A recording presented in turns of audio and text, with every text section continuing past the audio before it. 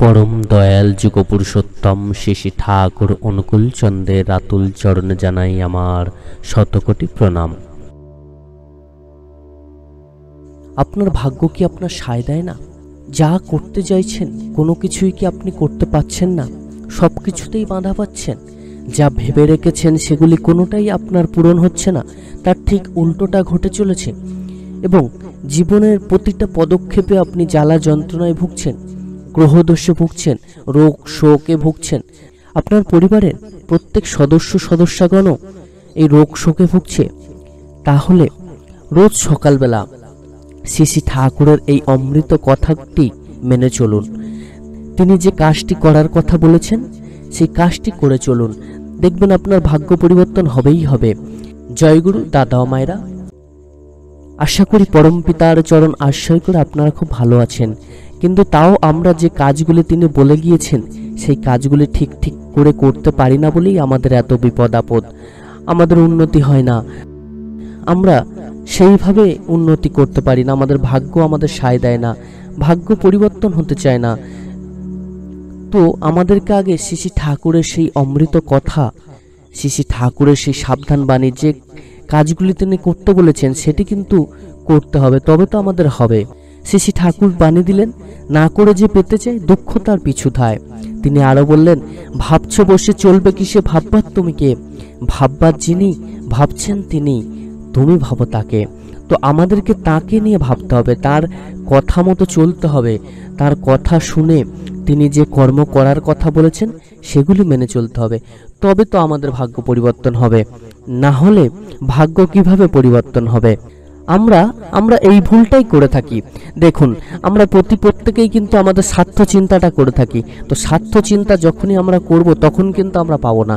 শ্রী শ্রী ঠাকুর কি বললেন বারবার করে? শ্রী শ্রী ঠাকুর বললেন, স্বার্থ চিন্তা করো না, তুমি অপরের মঙ্গল কামনা করো, তবেই কিন্তু তোমার মঙ্গল হবে। তো আমরা নিজেদের স্বার্থ চিন্তা করে বসি, নিজেদের জন্য চেয়ে বসি, যার জন্য কিন্তু আমরা কিছু করতে পারি না, যার জন্যই কিন্তু আমাদেরকে কাঁদতে হয়, আমাদের ভাগ্য আমাদের সায় দেয় না এবং আমরা সকল কাজে বাধার সম্মুখীন হই। দয়াল ঠাকুর আমাদেরকে বিধান দিয়ে গিয়েছেন, কিন্তু আমরা যদি সেগুলি পালন না করি তাহলে আমাদের উন্নতি কিভাবে হবে? তিনি বলেছেন, আমাদের ভাগ্য যদি ফেরাতে হয়, যদি আমাদের গ্রহদোষ কাটাতে হয়, যদি আমাদের ভাগ্যকে পরিবর্তন করতে হয়, তাহলে একটি কাজই যথেষ্ট। এই একটি কাজ যদি আমরা ঠিক নিয়ম মেনে করতে পারি তাহলে কিন্তু আমাদের ভাগ্য, আমাদের উন্নতি নিয়ে ভাবতেই হবে না। শুধু এই একটি কাজ যদি আমরা ঠিকভাবে পালন করতে পারি তাহলে দেখবেন আপনার উন্নতি দেখে সবাই চমকে যাবে এবং আপনার উন্নতি দেখে আপনি নিজেও চমকে যাবেন যে কোথা থেকে এত উন্নতি হুট করে চলে এলো, কোথা থেকে এত উন্নতি কিভাবে হলো, কিভাবে এই উন্নতি সম্ভব হলো। আপনি নিজেও চমকে যাবেন, আপনি নিজে ভাবতেই পারবেন না যে এত উন্নতি সম্ভব, যে আপনার দ্বারা এত কিছু করা সম্ভব ছিল। তো এই হচ্ছে শ্রী শ্রী ঠাকুরের ম্যাজিক, এই হচ্ছে শ্রী শ্রী ঠাকুরের বিধান। আমরা সেগুলি পালন করি না বলেই কিন্তু আমাদের সেটি সংগঠিত হয় না। তো আমাদেরকে আগে শ্রী শ্রী ঠাকুরের কথা মেনে চলতে হবে। তো চলুন, তিনি কোন কাজটি করার কথা বলেছেন সেটি জেনে নেওয়া যাক। তিনি বললেন, রোজ সকালবেলা ঘুম থেকে ওঠার পরে আপনার প্রথম কাজ কি হবে?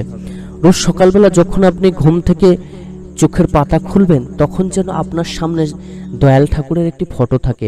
সেই দয়াল ঠাকুরকে যেন আপনি সবার প্রথম, চোখ খুলেই যেন আপনি দয়াল ঠাকুরকে দেখতে পান। এমন জায়গায় ঠাকুরের ফটোটি রাখুন যেন ঘুম থেকে চোখ খুলেই আপনি শ্রী শ্রী ঠাকুরকে দেখতে পেলেন।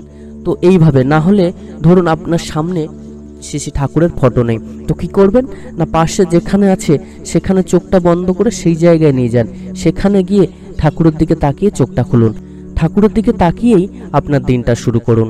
তারপরে কি করবেন না, তারপরে আপনি মনে মনে এই কথাটি বলুন যে, হে দয়াল, আমি অতি ভাগ্যবান যে আপনার চরম কৃপা পেয়েছি, আপনার কৃপালাভ পেয়েছিলাম বলে আজ আমি আপনার শিষ্য হতে পেরেছি, আপনার দীক্ষা গ্রহণ করতে পেরেছি। আমার যা কিছু সব আপনার জন্যই, আমার মঙ্গল অমঙ্গল সব আপনার। আপনি যেটা আমার মঙ্গল হিসেবে বিবেচনা করবেন সেটাই আমার মঙ্গল। যেটুকু আপনি দেবেন সেটুকুতেই আমি সুখী, সেটুকু নিয়েই আমি বাঁচতে চাই। আমি আপনার শ্রীচরণে আশ্রয় গ্রহণ করতে চাই, আর কিছু চাই না প্রভু। আপনার শ্রীচরণে জানাই শতকোটি প্রণাম। তো এই প্রার্থনাটি প্রত্যেকদিন সকালবেলা ঘুম থেকে উঠে শ্রী ঠাকুরের দিকে তাকিয়ে পরম ভক্তি ভরে এই প্রার্থনা করুন এবং তারপরে হাত মুখ ধুয়ে নাম করতে বসুন। নামই আপনার জীবনে সবকিছুকেই পরিবর্তন করতে পারে। নামের জোরেই কিন্তু আপনার সবকিছু সাধন সম্ভব হয়। কি নাম ছাড়া কিন্তু ভগবানেরও কোনো সাধ্য নেই, আমাদেরকে নাম করতে হবে। নাম না করলে আমরা কিন্তু ভগবানের কৃপা পাবো না। তাই আগে নাম করতে হবে, মনোযোগ দিয়ে নাম করুন। কম করে 10 মিনিট প্রত্যেক দিন 10 মিনিট নাম করুন। ধ্যানের মধ্য দিয়ে শ্রী ঠাকুরকে দেখার চেষ্টা করুন এবং মনোযোগ সহকারে আপনি ধ্যান করতে থাকুন। দেখবেন ধ্যান করুন, ধ্যানের মধ্য দিয়ে আপনার জীবনের উন্নতি সম্ভব। ধ্যানের মধ্য দিয়ে কিন্তু ভগবানের কৃপা সহজেই পাবেন। ধ্যান ছাড়া কোনো কিছুই গতি নেই। ধ্যানেই আপনার সব কিছু। এবং ধ্যান করার সঠিক নিয়ম সম্বন্ধে আমি অলরেডি ভিডিও বানিয়েছি, আপনারা দয়া করে দেখবেন, ডেসক্রিপশনে লিঙ্ক দেওয়া থাকবে। এবার ধ্যান করার পরে আপনার মূল যে কাজটি সেটি কি না, সেটি হলো ভগবানের নামে অর্ঘ্য প্রদান করা। এই অর্ঘ্য প্রদান বা ইষ্টভীতি, শ্রী ঠাকুর ওই ইষ্টভীতিকেই কিন্তু বেশি করে জোর দিয়েছেন যে দয়ালকে না দিলে আমরা পাবো কোত্থেকে, আগে তো তাকে দিতে হবে, তবেই তো আমরা পাবো। তিনি বানিয়ে দিয়েছেন যতই আসুক আপদ বিপদ, যেমনই হোক প্রাণ, ইষ্টভীতি আনেই আনে সবার পরিত্রাণ।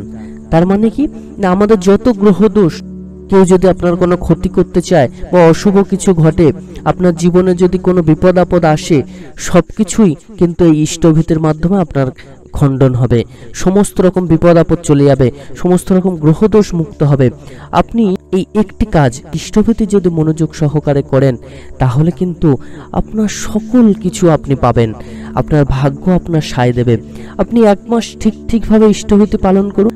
আপনি 1 মাস, একটি মাস আমি যে কথাগুলো বললাম এই কথাগুলি পালন করে দেখুন, দেখবেন আপনার উন্নতি হবেই হবে, আপনার ভাগ্য পরিবর্তন হবেই হবে। কেউ আটকাতে পারবে না আপনার উন্নতি দেখে সবাই চমকে যাবে, আপনি নিজেও চমকে যাবেন। কিন্তু এখানে একটি ব্যাপার আছে, আমরা ইষ্টভীতি কিভাবে করতে হয় অনেকে জানি না। আমরা ইষ্টভীতির নিয়ম কানুন সম্বন্ধে ঠিকভাবে অবগত নই। তাই ইষ্টভীতি কেমন করে করতে হয়, ইষ্টভীতির নিয়ম কানুন সম্বন্ধে আমাদেরকে আগে জানতে হবে। আমরা সঠিকভাবে যদি ইষ্টভীতি করতে পারি, তবেই কিন্তু আমরা বেশি সাকসেসফুল হব। তাই আমাদেরকে আগে জানতে হবে ইষ্টভীতি কি এবং ইষ্টভীতির সঠিক নিয়ম কানুন। এ বিষয়ে পরবর্তীকালে আমি একটি ভিডিওতে বিস্তারিতভাবে আলোচনা করব। এবং ইষ্টভীতি কি এটি সম্বন্ধে অলরেডি আমি একটি ভিডিও বানিয়েছি, সেই ভিডিওটি ডেসক্রিপশন বক্সে লিঙ্ক দেওয়া থাকবে, আপনারা দয়া করে দেখবেন। তো আমাদেরকে ইষ্টভীতি মনোযোগ সহকারে করতে হবে, তবে কিন্তু আমাদের উন্নতি সম্ভব। তাই এখনো সময় আছে। নিজের ভাগ্য যদি পরিবর্তন করতে চান, নিজের স্বার্থে, নিজের পরিবারের স্বার্থে, নিজের ভবিষ্যতের স্বার্থে এই কাজগুলি, এই যে কথাগুলি বললাম, এগুলি মেনে চলুন, দেখবেন আপনার উন্নতি হবে, কেউ আটকাতে পারবে না। সকলে খুব ভালো থাকুন, সুস্থ থাকুন এবং চরণতল আশ্রয় করে তার কথা মতো চলুন, দেখবেন জীবনে অনেক সুখে শান্তিতে থাকবে। ঠাকুরের এই রকম অমৃত কথা শুনতে এখনই আমাদের চ্যানেলটিকে সাবস্ক্রাইব করুন এবং আমাদের সাথে থাকুন।